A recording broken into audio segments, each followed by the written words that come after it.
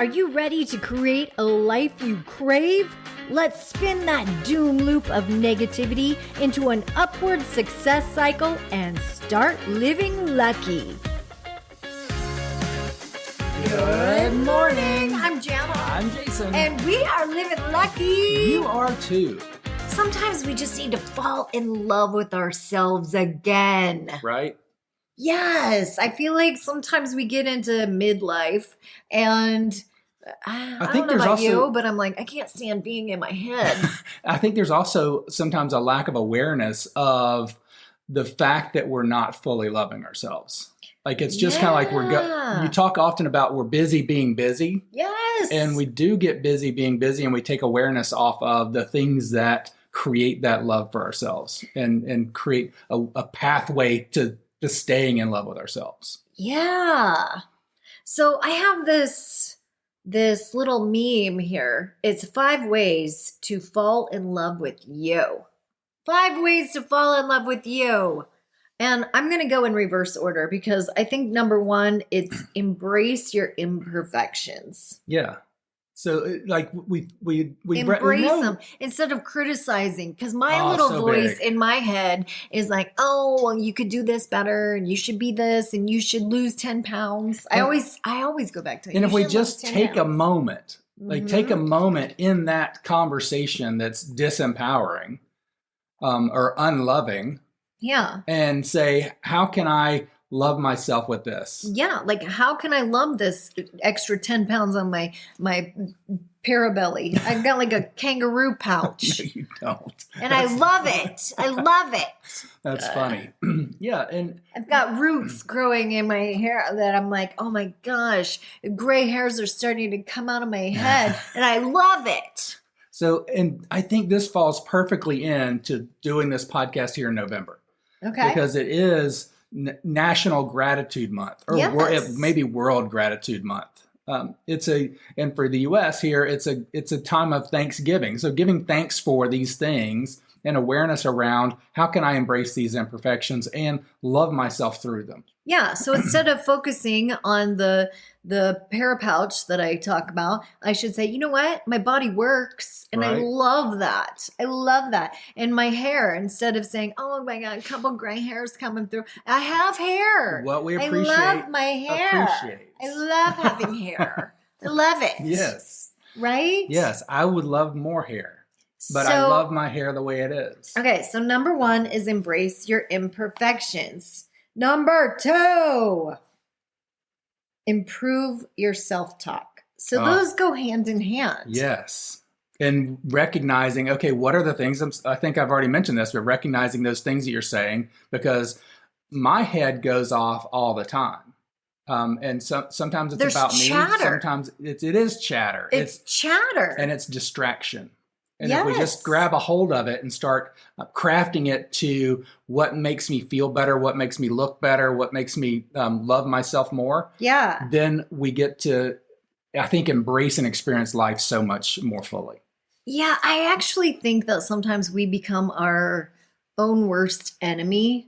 It's get out of your own way. Get out of your own way. It's like, Jana, move over. I'm meant to be awesome. Like, are these words blocking you? Are you laying out the story that creates the obstacle, or are you laying out the story that creates love and connection and a pathway to being with people, and being with yourself? Along those same lines, though, sometimes, we talk about improving our self-talk. We've been talking about this now for years. 10 years, yeah. And sometimes I think that there's analysis paralysis in that the more you become aware, that's part of the evolution, is you need to become aware of it. And then you start focusing on it, which actually almost creates more of it. Well, there's a point in there where it becomes, you're creating your own self-talk where all of the language and dialogue that you subscribe to is empowering and is loving. Yes. And I think this comes back to how to love yourself more. When you love yourself fully and completely, your dialogue and your inner dialogue will be congruent with that. Love it. Okay, number 3, Get to know yourself again. Hello, shower time. Oh, jeez. Too much Getting to information. know me. Yeah, they always say, why are teenage boys taking 30-minute showers? They're just getting to know themselves. They're getting to know themselves. Okay, we don't mean always in that sense, although that's fine too. But I know for me, I have started doing art, like find those things piano, that blow fire into the ember within your soul. Find the things that time just escapes. Oh, so good. Well, I've started skiing, like things, dancing. These are all, I'm twirling the baton at age 49. Things Yeah,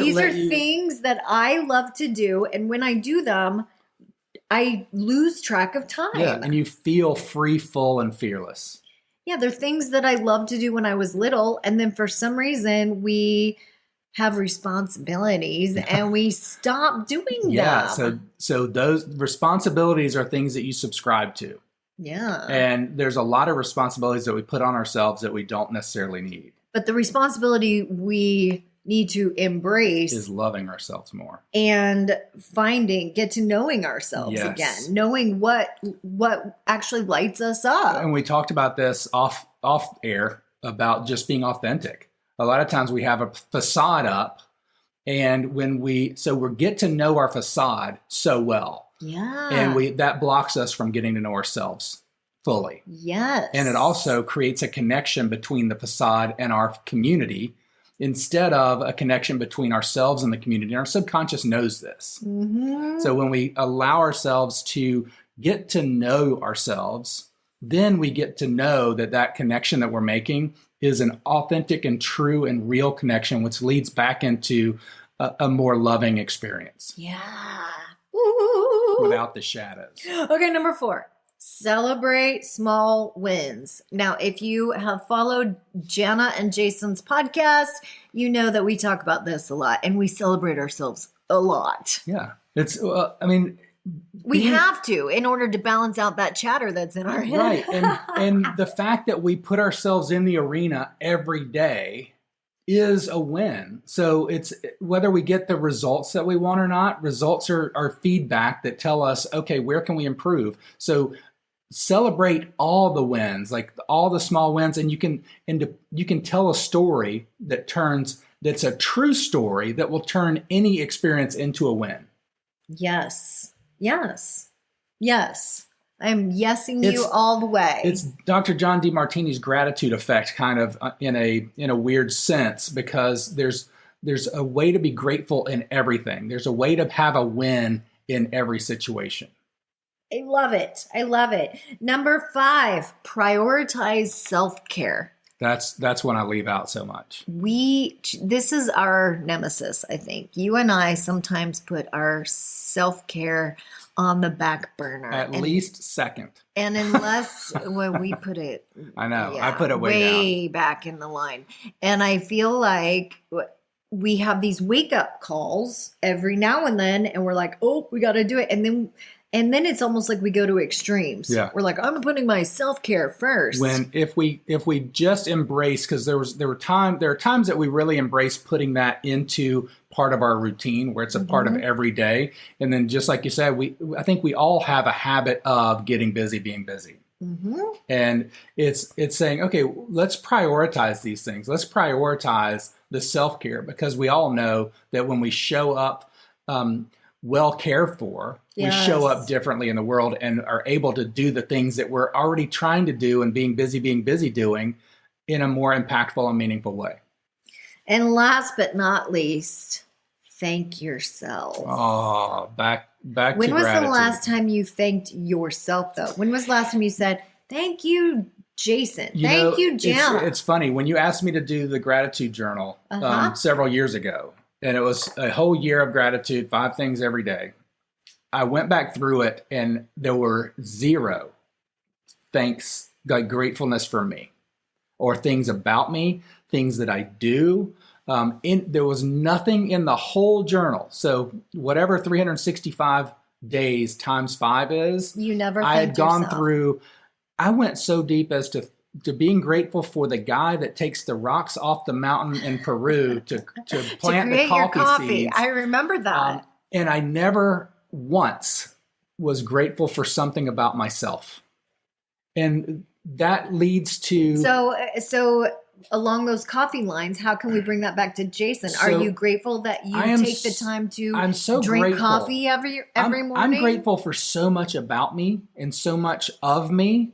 But I need to also take a moment to express that and write it down and to show myself that instead of being... And to show the universe. Instead of always being this observer, I need to also be the being of it. And that was a change for me when we talked about it several months ago. One of us always gets goosies. Right. Always. And that's a big change for me. And not having it top of mind, I often ignore it.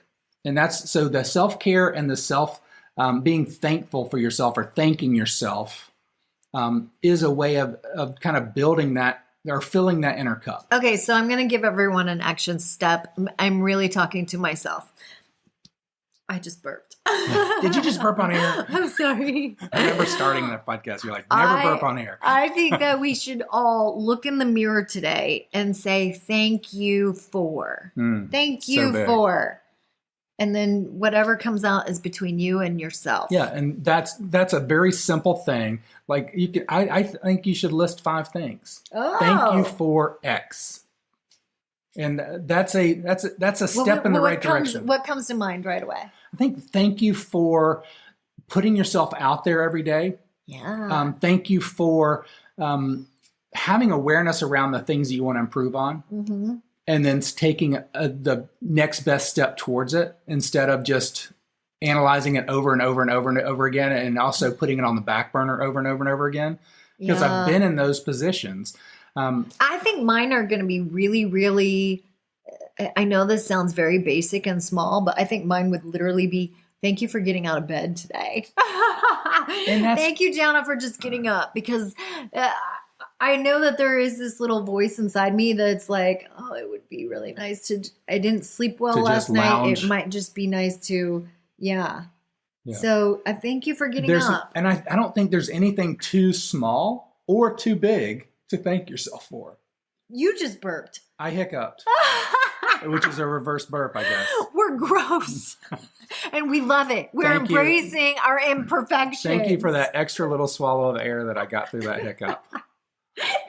There you go. Oh my gosh, that's so great. Fall in love with yourself again. I think when we do that, we actually show up a little and play a little more out loud. Yeah, and I think that makes sense. When you are fully in love with yourself, you allow people to love you fully. And you also become a little more transparent and a little more accepting, a little less critical, less judgmental. Yes. There's a lot there. Yeah. I love this. And it's a more full feeling of life and love. And it's also a deeper relationship with your whole living lucky experience. Thank you for joining us. And keep living lucky. Love yourself. If the idea of living lucky appeals to you, visit us at startlivinglucky.com.